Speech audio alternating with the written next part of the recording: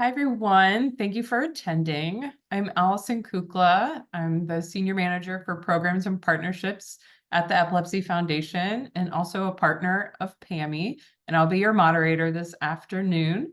For those of you who may not know about PAME, our mission is to convene, educate, and inspire all stakeholders. That includes bereaved families and individuals to healthcare professionals, advocates, clinical and basic scientists, and death investigators to promote understanding and drive prevention of epilepsy-related mortality. And I think we have an expert from all of those areas on the call with us today. This webinar is sponsored by Livanova, and we're grateful for their support. They're a wonderful partner of PAME. And today we're going to focus on what to do after a sudden death in a person with epilepsy. So that can be SUDEP, or it can be another cause of death due to epilepsy. Our discussion will include the death investigation process, navigating genetic testing, research opportunities, and learning about available support services after a loss has occurred. Again, we're really glad you could join us today. And I just want to highlight a few things before we get started. We want your questions, so please share your questions with us and I'll keep track of them, and we'll do Q&A after everyone presents. Also, use the chat to connect with other attendees. We always love to see where people are joining us from. I'm here in chilly Chicago right now. We skipped over fall and are just right into winter. So please share where you're joining us from. We love to see that. A recording of today's discussion will be made available within 24 hours. So we will send an email once it's online. And lastly, our speakers are not able to answer specific medical questions to an individual situation. So we ask that you keep your questions general in nature and encourage, if you do have a specific medical question, talk to your physician or nurse about that. And one last thing before we get started, I want to mention that we have our annual PAME conference that will be taking place December 4th and December 5th in Los Angeles, California. If you go to our website, you can find more information about that, but it's a really wonderful opportunity, and we hope that you're able to join us. So I'm really excited. Like I said, we have some wonderful speakers with us today, and we're grateful to have them with us to share their expertise on this important topic. So I'm pleased to have with me Edana Perry, Dr. Dan Atherton, and Heather McLeod. Like I said, all of them are bringing a different perspective and expertise to the conversation. I'll first introduce you to all of them, and then we'll start the discussion. So I'll first start with Edana Perry. She lives in the DC area and is married to Bernard Perry. To their union, God sent 3 children, Taylor Nicole, Christian Bernard, and Kayla Ross, who received her angel wings on July 6, 2017. In response to Kayla's earthly transition, Edana and her husband turned their mourning into mission by co-founding the Kayla Ross Perry Memorial Foundation in 2019. She serves as the president of the Kayla Ross Perry Memorial Foundation, whose mission is to raise awareness on epilepsy and SUDEP, provide scholarships, and sponsor creative art events. Over the past year, I've had the honor to co-facilitate the Epilepsy Foundation's monthly adult bereavement support groups with Edana. And it's Edana's personal relationship with God and her faith that gives her the tenacity and strength to embrace life so that she can be forever Kayla strong. Thanks for joining us, Edana. We also have Dr. Dan Atherton with us. He's a medical examiner in Jefferson County, Alabama. He's a pathologist in the Division of Forensic Pathology at the University of Alabama Hersink School of Medicine. He received his medical degree from LSU Shreveport in 2008 and did pathology residency at the Baptist Health System in Birmingham, Alabama, followed by fellowships at MD Anderson Cancer Center and UAB. He has been at UAB his whole professional working career for about 10 years. He has worked on advocating for best practices in death investigation in SUDEP with his professional organization, the National Association of Medical Examiners, and several epilepsy-related organizations. We pull him into a lot of work with us at PAME. So thanks for joining us, Dan. And last but not least, we have Heather McLeod. She graduated from the Northwestern Genetic Counseling Program. She started her career in cardiovascular genetics at the University of Chicago. She is the Senior Project Manager for the Data Coordinating Center for the Sudden Unexpected Infant Death and the Sudden Death in the Young Case Registry since 2013. So thanks for joining us, Heather. And as you can tell, we have a wonderful group of panelists here with me. So I'm thrilled to have them here and we can get the conversation started. We'll first hear from Edana and then Dr. Atherton, followed by Heather, and then we'll go back to Edana to close us out before we do Q&A. So please put your Q&A in the chat box as you have them throughout the presentations, and I'll keep track and we'll ask the questions after we're done. And to our presenters, just let me know when you would like a next slide, and I'm happy to click through the presentation for you. So Edana, take it on over. Well, good afternoon. I want to start with thanking PAME for giving me the opportunity to share our story. As Allison mentioned, we are blessed with 3 children, Taylor, Christian, and Kayla. Our youngest, Kayla, was graced with epilepsy, and back in 2002, at the age of 11, as a preteen, she was diagnosed with juvenile myoclonic epilepsy, which was triggered by lack of sleep. This diagnosis caught us off guard, and we were, of course, trying to figure out how to make this work with her life. But as people of faith, we believe she would be healed. But in the meantime, we strived to allow Kayla to have a normal life as possible.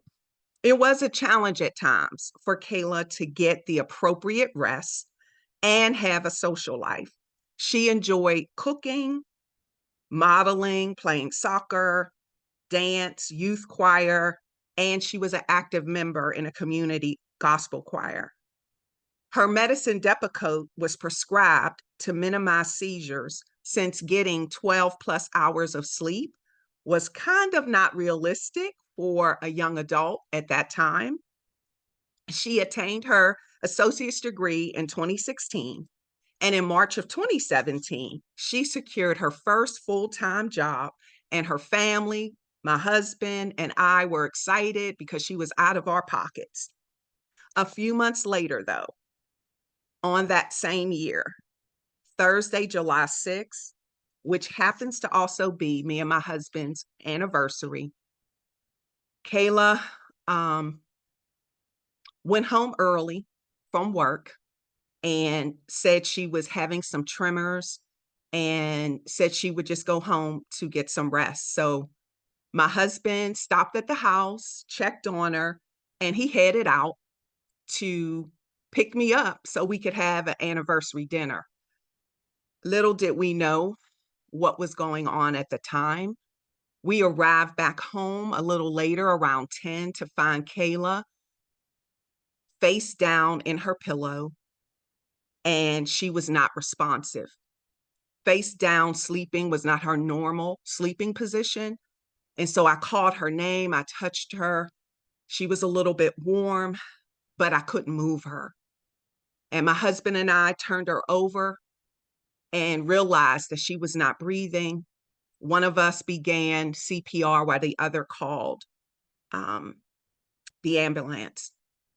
And during that time, we were just praying and breathing and talking to the 911 operators. And when they arrived and put her on the machine, they told her that our daughter was gone. I can remember that day just like yesterday. as I thought about how I couldn't believe what was going on, I felt like I was having like an out of body experience, that this was not happening, not my daughter, but she had passed away and we didn't have a clue as to why. This was the worst day of our lives. And there was nothing or no one who had prepared us for this unexpected tragedy. And so during those immediate days and months following Kayla's transition, my husband and I wanted answers. How? Why had this terrible thing happened to our Kayla, to our family? And it wasn't until I was researching the Epilepsy Foundation website until I found the word SUDEP. What was SUDEP? Sudden unexpected death in epilepsy. And Kayla had died of SUDEP. You know, we live in a society where we're advised of all sorts of risk. The risk of riding in a car, drinking and driving. But we were not told about the risk associated with epilepsy, one being SUDEP. And as a parent, our goal is to minimize our children's risk. But if we don't know about them, how can we do that? So yet, Kayla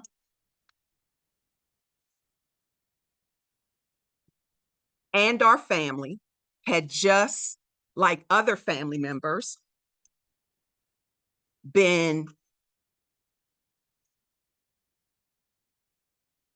her life had been shortened because of epilepsy. And so, excuse me,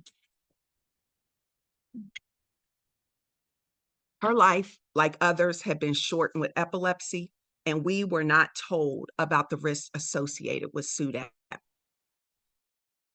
by the very people that we look to information for. I recognize now that from 2002 until 2017, Kayla's healthcare provider team had 15 times to share the information on SUDEP, to place a pamphlet in our hands, to tell us about SUDEP, or to even direct us somewhere so we could find out more. But it was not done. And so 2 years after Kayla's transition, my husband and I felt compelled to do something. And as Allison mentioned, we started the Kayla Ross Perry Memorial Foundation.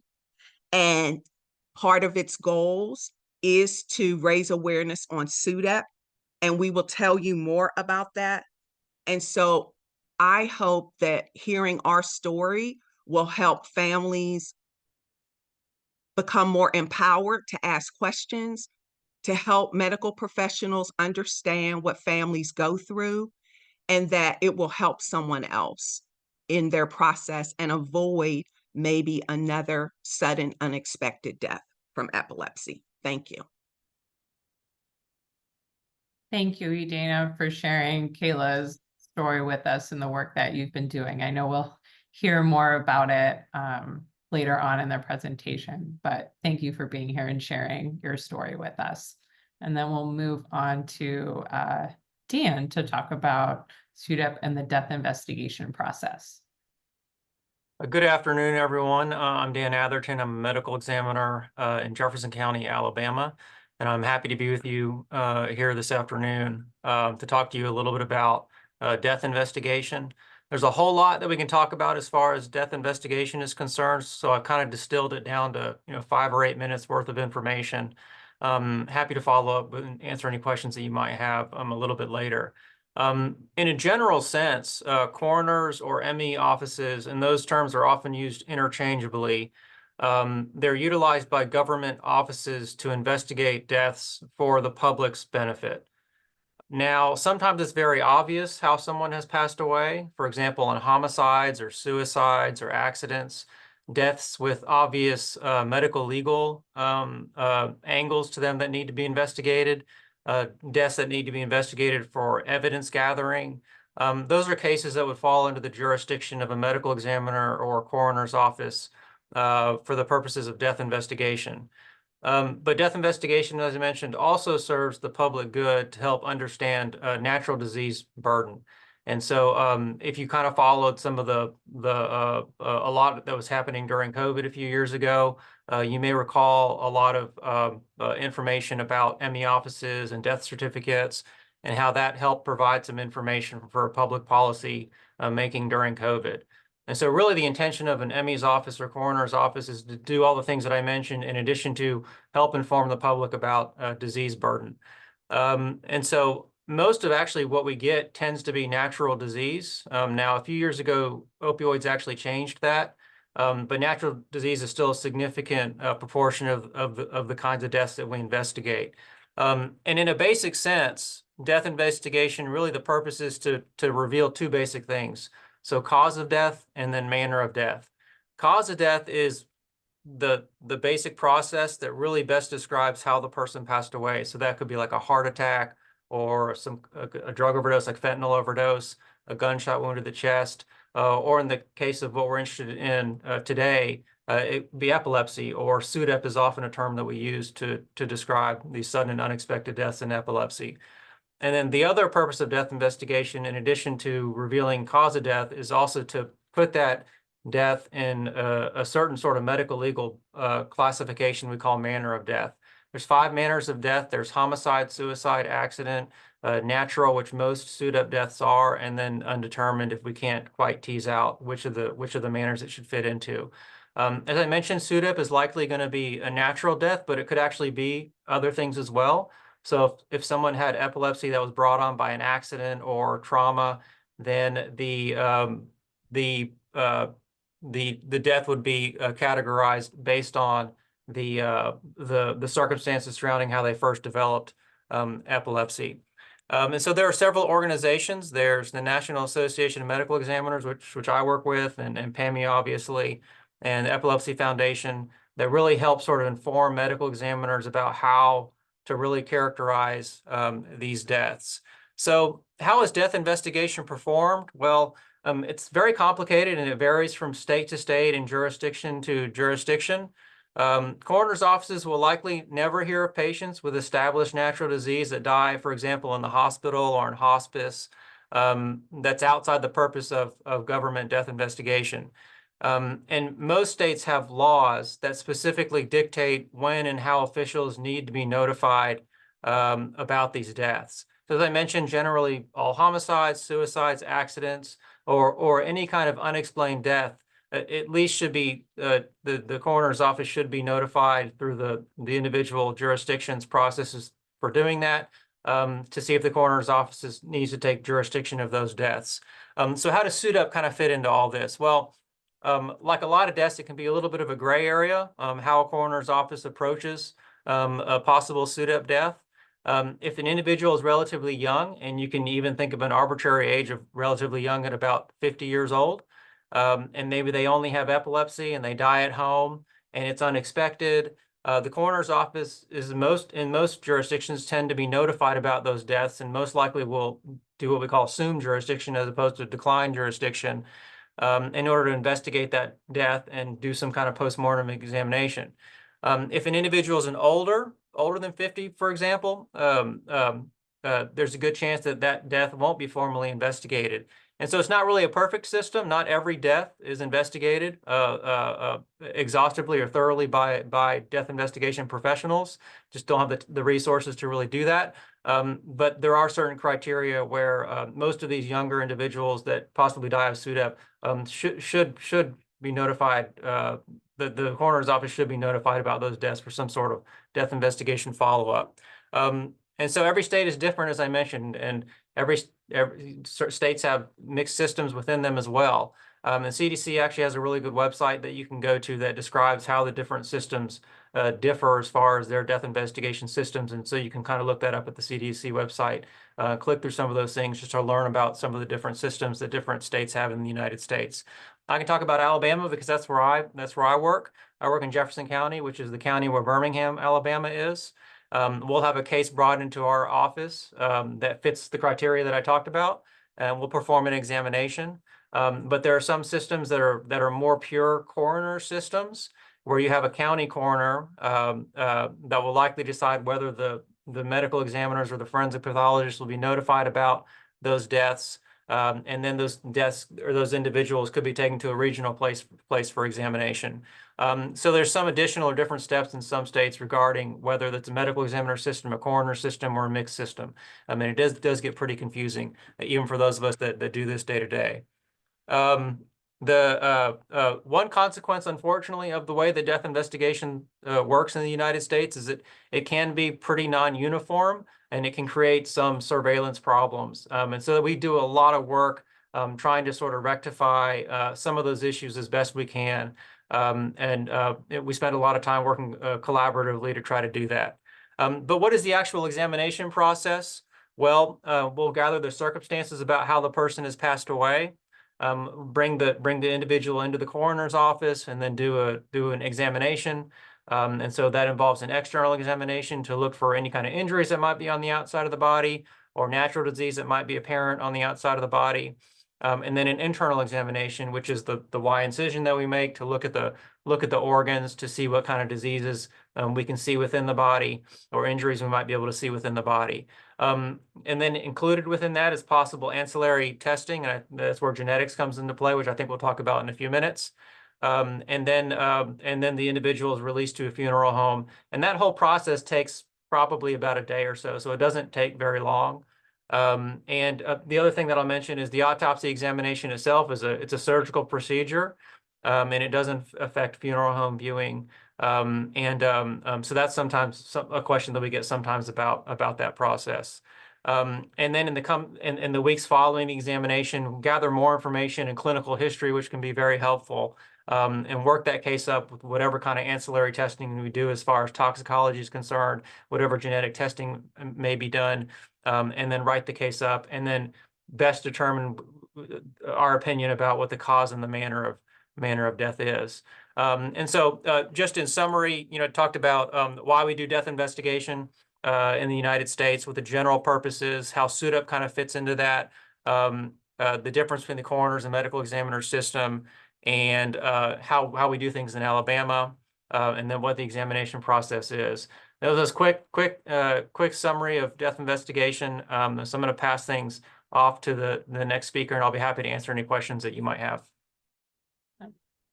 Thank you so much, Dan. I feel like you could have had like 40 slides on that. So impressed with just the one slide and the great summary. So thank you. And then we'll go over to Heather. So just let me know when you would like to do next slides, and I'll happily click for you.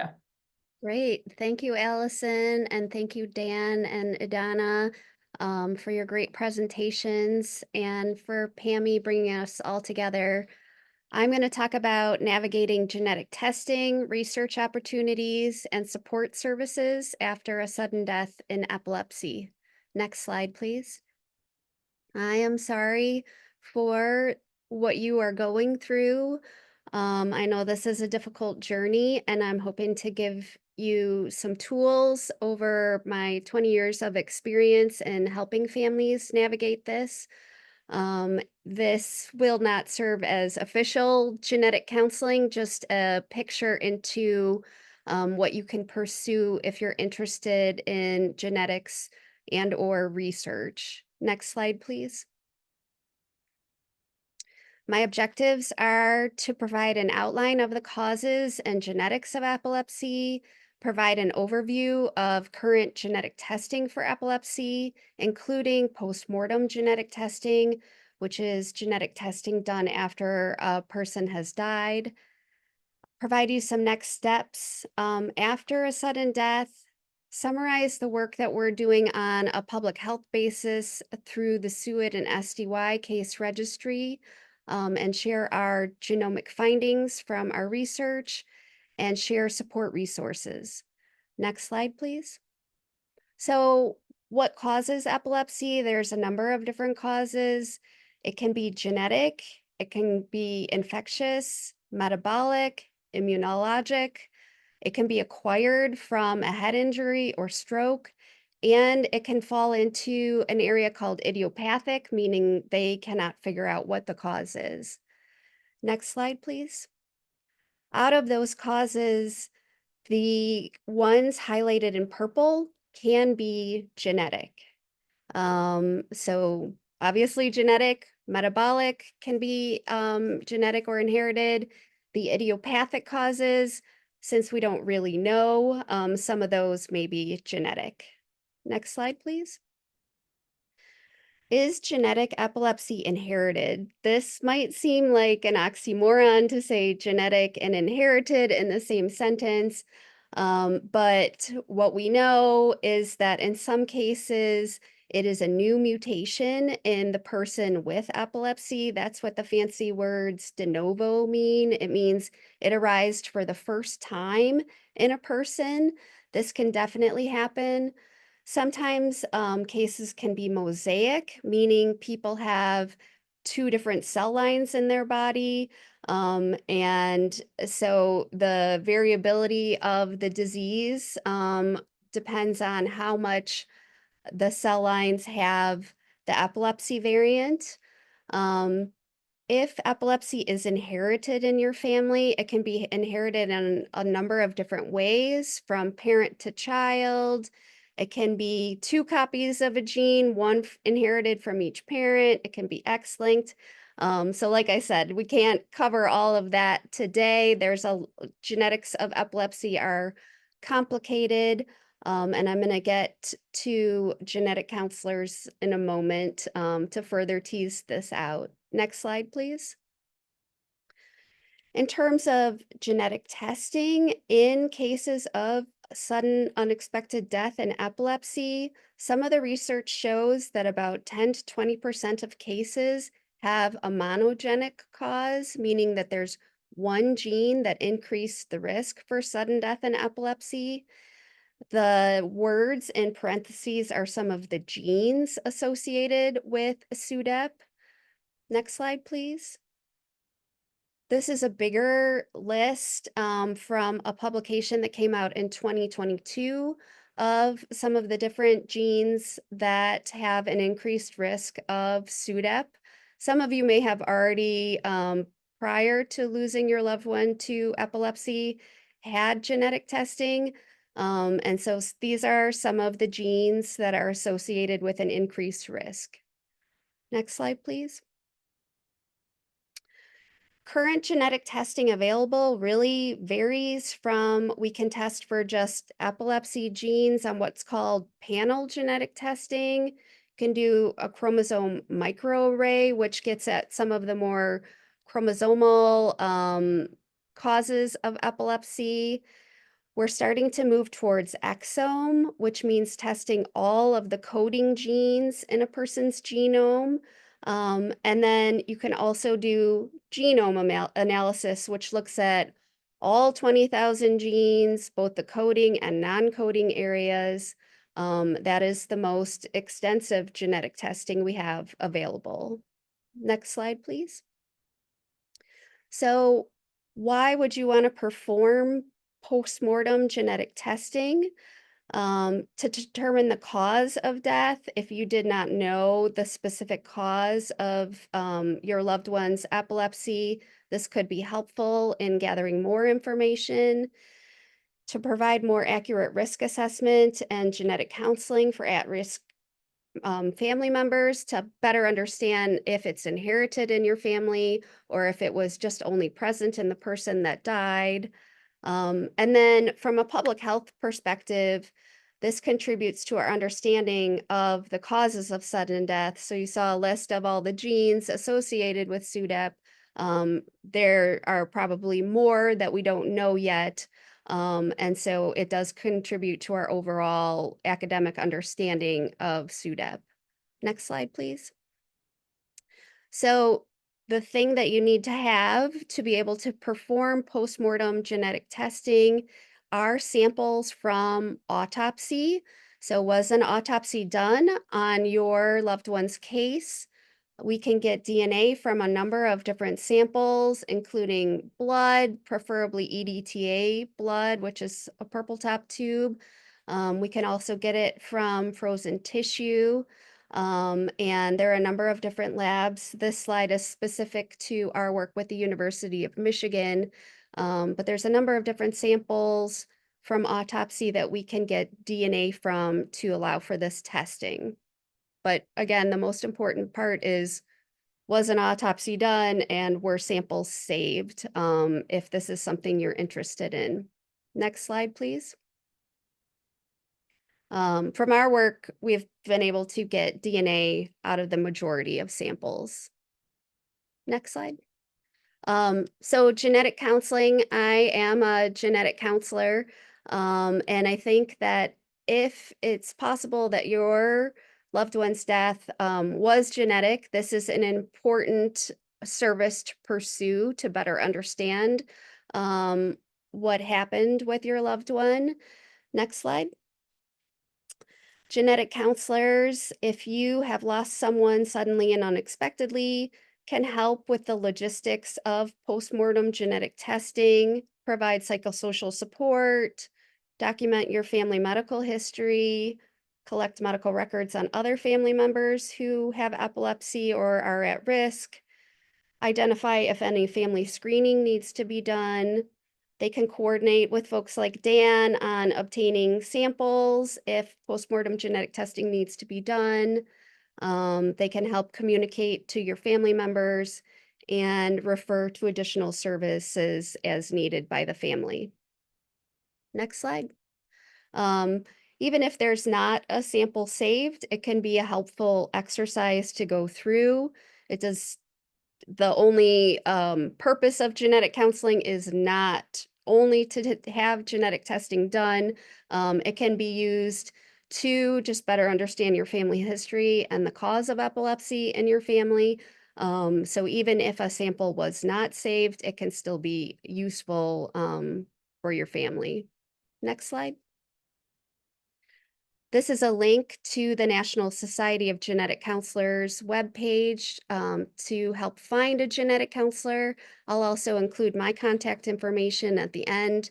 If anyone wants to reach out, I'm happy to connect you to someone in your area. Next slide. This is just a graphic of how genetic test results come back.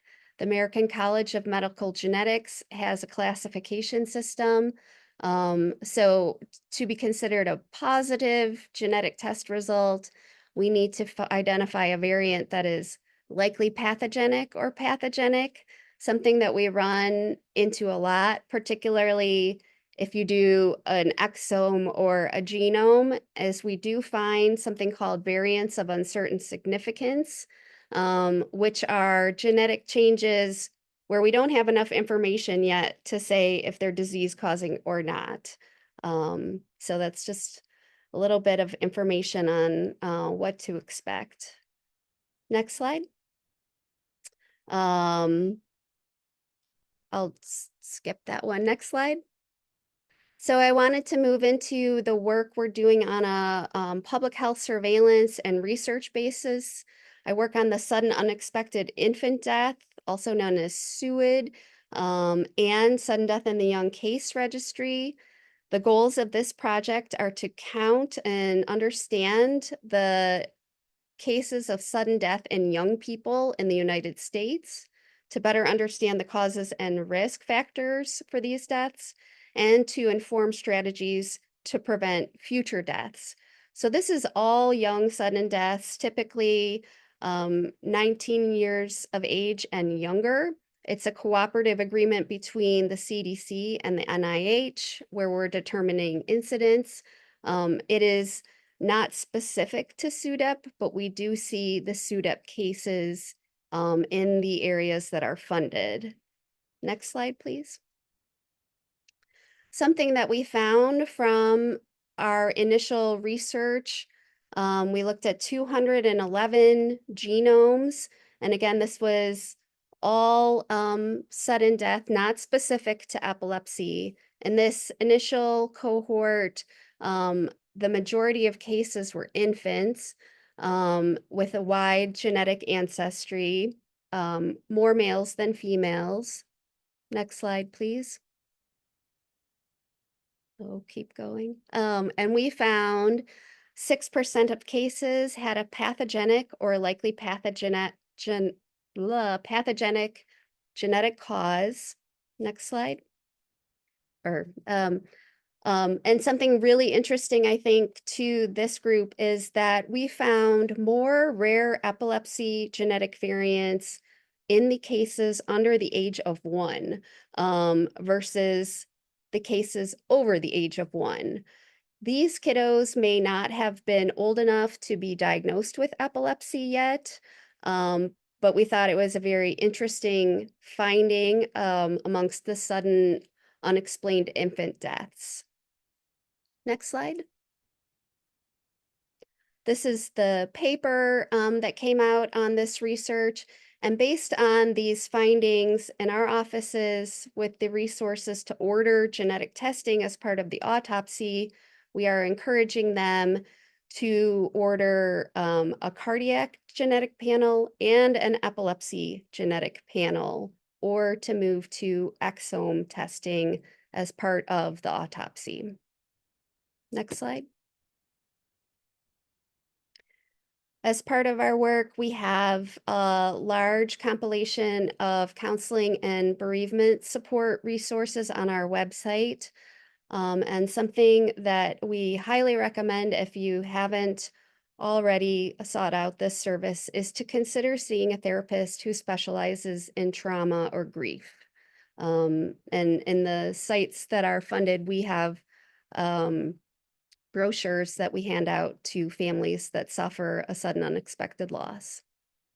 Next slide. In the families where epilepsy is inherited, we do recommend that other at-risk family members be seen at an expert center, and we can help you identify where those centers are to prevent any future problems in families. Next slide, please. If you need to seek follow-up care for your family, you can talk to your epileptologist. If you see a genetic counselor, they can refer you. PAME has a wide network of referral resources, and also pediatricians are very tuned in to the services in your area. Next slide. What we're hoping to do with this work, as I mentioned, we saw a higher number of epilepsy variants in our infants under the age of 1.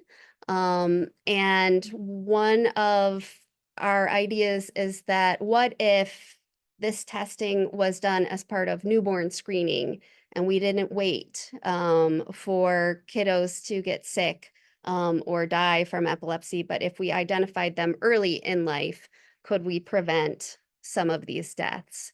And that's one of the prevention strategies that we're moving towards through our work.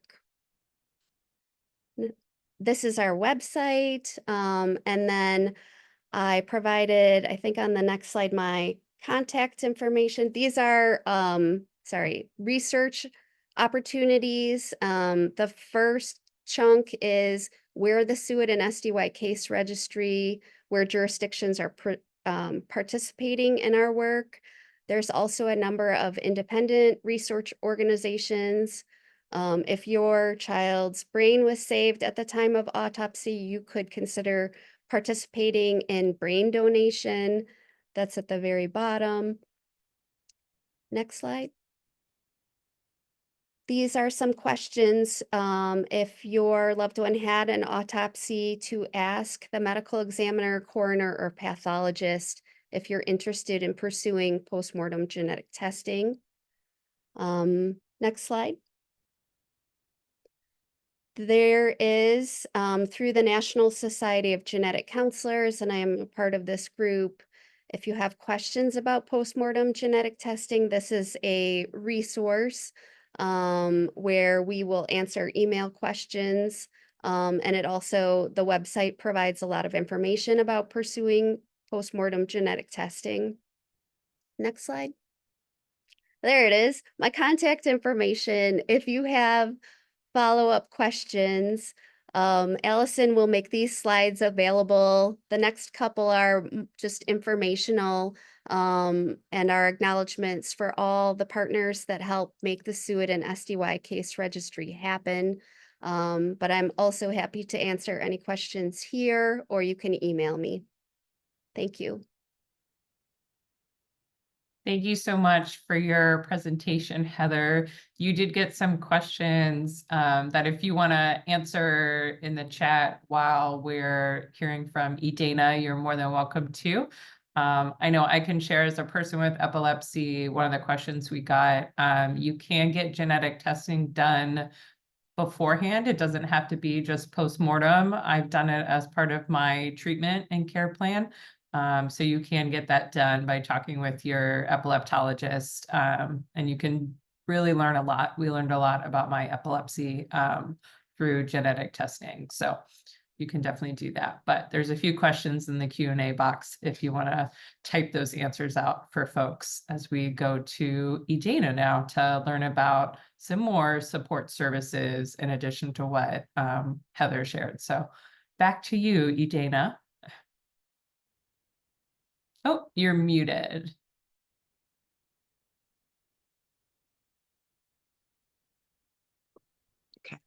I want to thank Heather and Dan because I definitely learned a few things, definitely helpful for us. Let's move right into support services. But I thought it would be it's very important for families who have experienced a sudden loss to just think about being on this journey and navigating the next.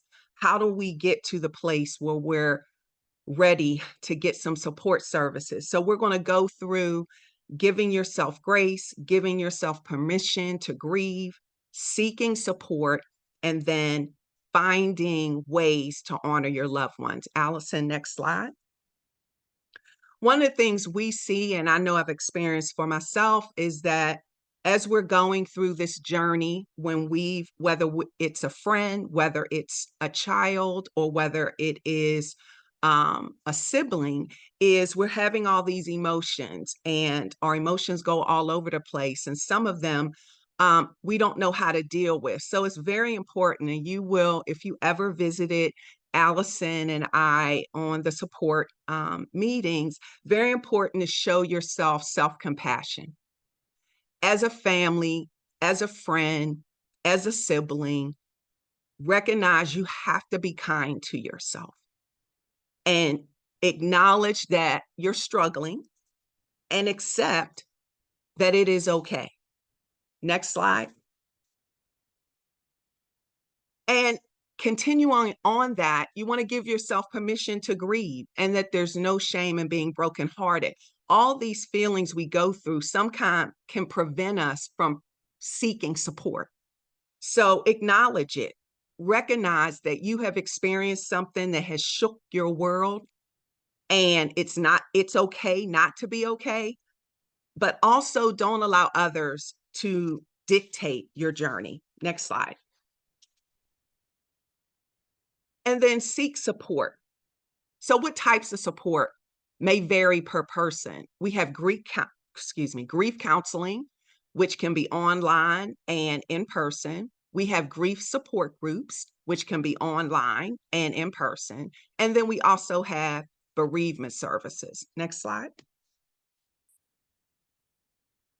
We included this particular slide so that families could have tools to help them, right, deal with trying to avoid situations in terms of epilepsy deaths. So very important because it gives a behavioral science approach to minimizing the barriers that may prevent change and empower the doctors and the patients to make change. Next slide. Could you increase this a little bit, Allison? Can it get a little bigger? I can't in the moment. I tried to It's okay. It's all right. It's all right. So one of the things that we wanted to do was just to give you different organizations that provide either grief support groups or grief counseling or bereavement services. And so the first one is called the Miss Foundation.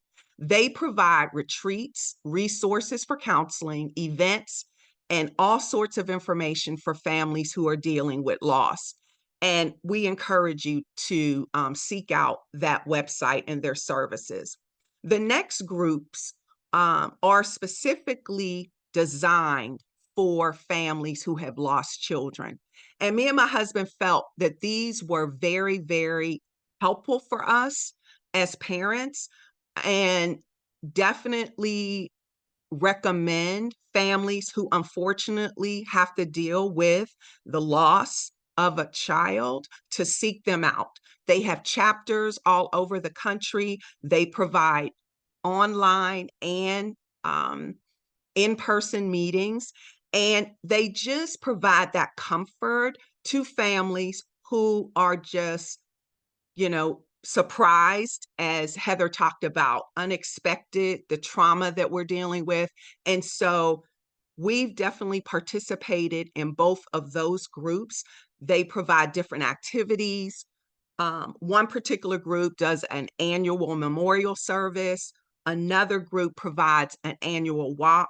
And it really gives the families opportunity to fellowship with people who actually understand what they're going through. And the last entity and organization is called Grief Share, and it is a faith-based bereavement service, and they provide online and in-person groups as well. Next slide. So one of the things we wanted to do, and Allison mentioned it, the Epilepsy Foundation provides two groups. One is a young adult group and one is the adult group. And Allison and I have the privilege to oversee and facilitate that.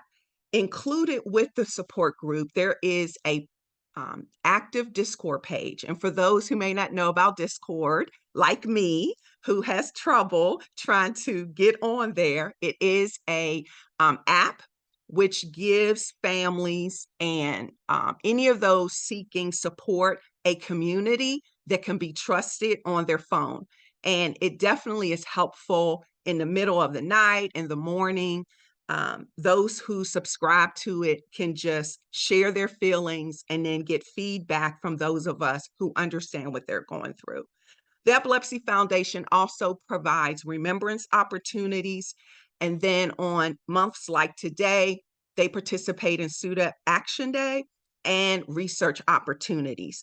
Now, one of the things I wanted to share specifically, and I know we're getting close to time and want to give you questions, is that during our monthly support group, we try to make sure that those who attend feel as though they are in a safe space, that they are not alone, and that we validate whatever emotions that they're feeling. And it's very important when, especially right after you've experienced a sudden loss, to be able to just express how you're feeling. We also strive to give them tools, things like journaling, there's grief cards, different ways to express and get out those feelings. We also want to provide them with guest facilitators who have experienced loss, again, so they do not feel as though they're alone. Next slide, Allison. And so last but not least, if you look at my 4 points, they're all action: give, seek, and find ways. And so this last is finding ways to honor your loved one as you take steps to live and redirect that energy. Oftentimes as parents, we are just flatlined ourselves and trying to deal with how we're going to deal with the loss of our child. And as we move along in the journey, finding ways to do things to honor them can be helpful in our healing. And so one of the things you could do is participate in something that your child, your sibling, or your friend enjoy doing, and that could give you comfort. You also could start a memorial podcast. You could also choose to honor them by creating, a book about them.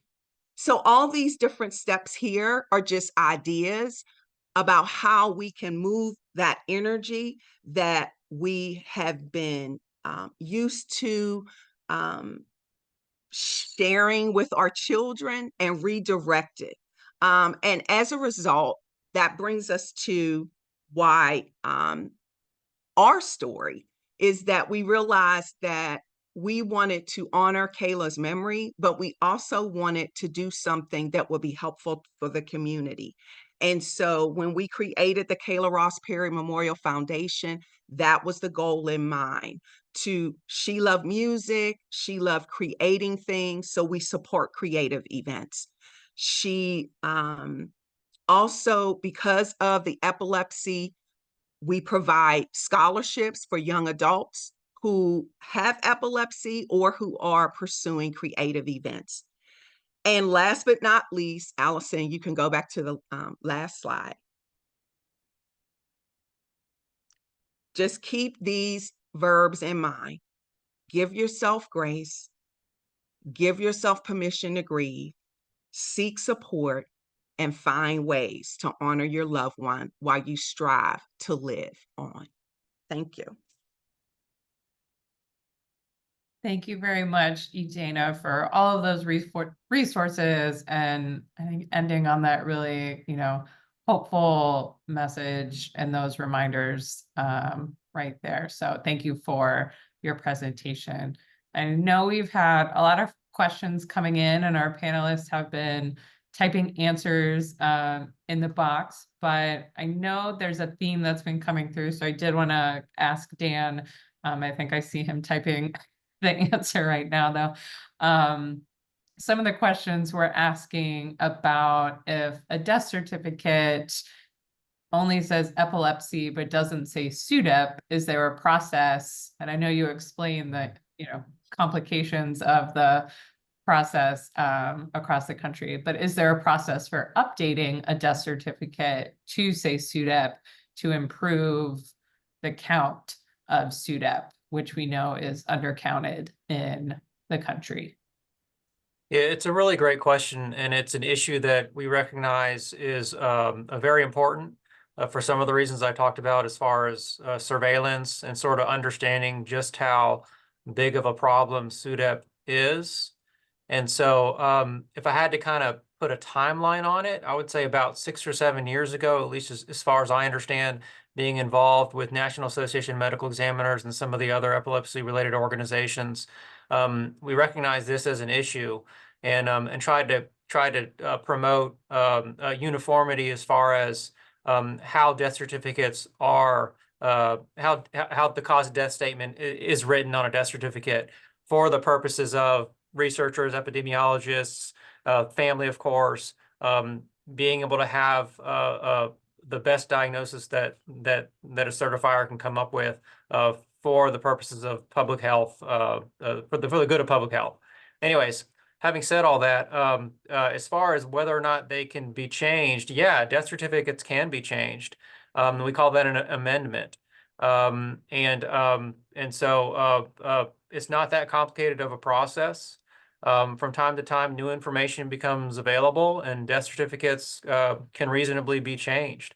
And so if the individual passed away 10, 15 years ago, they're probably not likely to have SUDEP on the death certificate, because it wasn't as common to put SUDEP on the death certificate as it was 6 or 7 years ago, when we did a lot of work to try to promote some uniformity. So if it is a death certificate that's 9, 10, 11 years old, it's reasonable to bring up new information to the person that did the death certificate and say, these are my concerns. Here's the new information that I have. I'd like for you to take another look at this death certificate, and we can discuss sort of what the options are. And I don't think there's a good reason for someone to say to not take that communication and think about it and have a discussion about it. I think that's fair to say. And so there's a lot of work that's being done as far as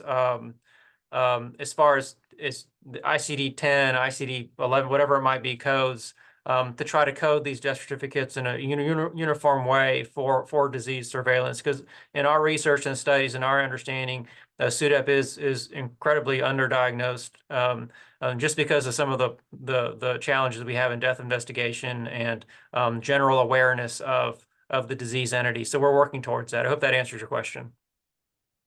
No, that definitely does. You covered a few of the questions that had come in, so thank you. And thank you, Heather. I know you're typing away furiously for some of these questions, so thank you. And then Dana, I just wanted to toss a question at you in our last couple minutes here. Someone was sharing, as they're navigating their grief journey and, how they're handling things, what if someone just feels like they want to be left alone and they're at that point in their grief journey? What, thoughts or advice would you have for that individual? So and again, I can only answer personally. Sometimes we feel that way.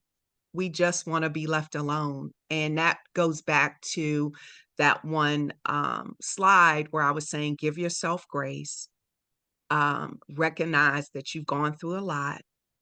But I would suggest reaching out to someone.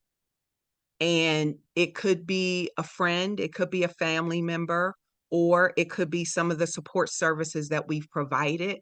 But I think the biggest thing is just to know that you're dealing with a lot. And so sometimes we want to be left alone, but we don't want to be left alone too long. And so ultimately, seek out one of those entities or a counselor. We actually, my husband and I, are still actively in grief counseling, and we're not ashamed of it. We look forward to talking to our grief counselor every other month, and she keeps trying to discharge us, and we're like, no, we really appreciate it, because what we found is that when we deal with our anniversary dates, the birthdays, the holidays, changing in season, those are all times when our emotions get heightened. And so we incorporate our counseling visits with some of the anniversaries around Kayla's transition. So hope that helps. No, that's definitely helpful. Thank you. And I would just say, since Heather, you've been answering a lot of questions, if anyone has any follow-up questions or wants to get in contact with Heather afterwards, please just reach out to us. And as she so graciously offered, there are ways to find genetic counseling in your area, so we can make sure to make that happen. I hope you don't mind us offering that, of course. No, So please reach out. I'm happy to connect people. as you're doing so nicely in the Q&A right now. So thank you very much. But these webinars always go so quickly. So unfortunately, our time is coming to an end. So I just wanted to thank everyone for joining us and for this lively discussion and wonderful presentations. I know I always learn a lot moderating these presentations. So thank you to our panelists, Dana, Dan, and Heather, and for everyone for joining us, and especially, our panelists for sharing their expertise with us. We will have this recorded, as Anne posted in the chat, and the slides will be available. But just a few reminders before we go. The PAME conference, again, is coming up, and you still have time to register. So we hope to see you there. It's always wonderful to meet people in person. And then a big thank you to our sponsor, LivaNova, who sponsored the webinar and is a great partner of PAME. We covered a lot of important topics, probably some new topics for some folks. So as I said, we'll have the webinar up on the website soon, where you can find other videos too on a lot of other topics that you might be interested in. So Thank you all again for joining us. It's been my pleasure to moderate and hang out with you all this afternoon. And thank you again to our speakers, and we hope to see you soon. So have a great rest of your day, everyone.